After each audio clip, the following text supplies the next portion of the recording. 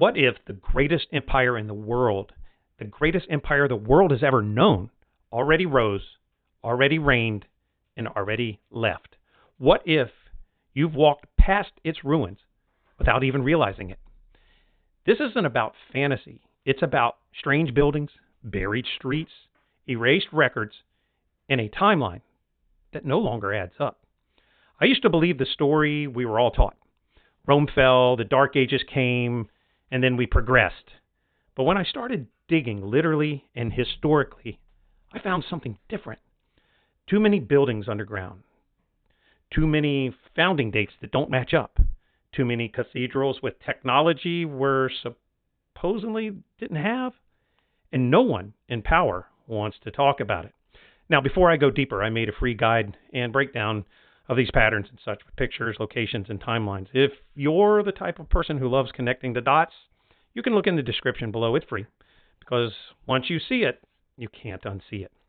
Across the world, Russia, France, America, even Australia, you'll find buildings with windows that are underground, while whole floors are buried, giant doorways beneath the streets. They call it mud flood theory. That sometime in the 1700s or 1800s, something massive happened. But there was no war. Supposedly, we never heard of any cataclysm and no explanation. Just silence.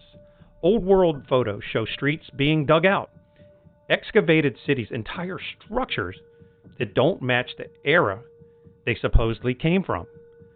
And then there's Tartaria. Tartaria was on maps.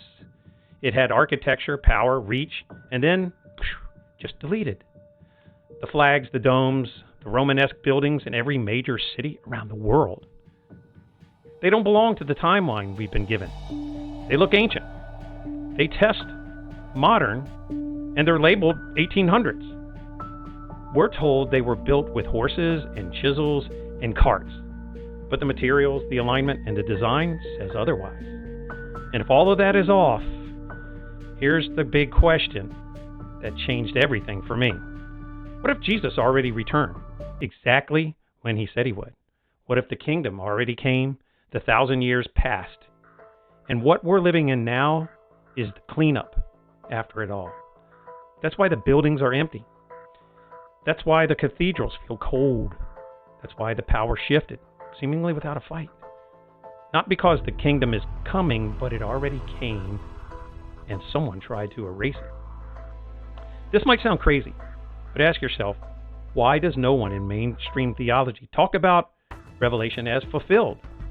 Why does the enemy want you always looking forward to a reign when the scripture might show he already sat on the throne and already judged everything? What if the deception wasn't in denying Jesus, but in hiding what he already did? If you want the architectural proof, biblical parallels, and date inconsistencies, I pull all of the resources in the description. From the domes of Moscow to the world's fairs that look like ancient cities, to the fires, the floods, and sudden global push to industrialize.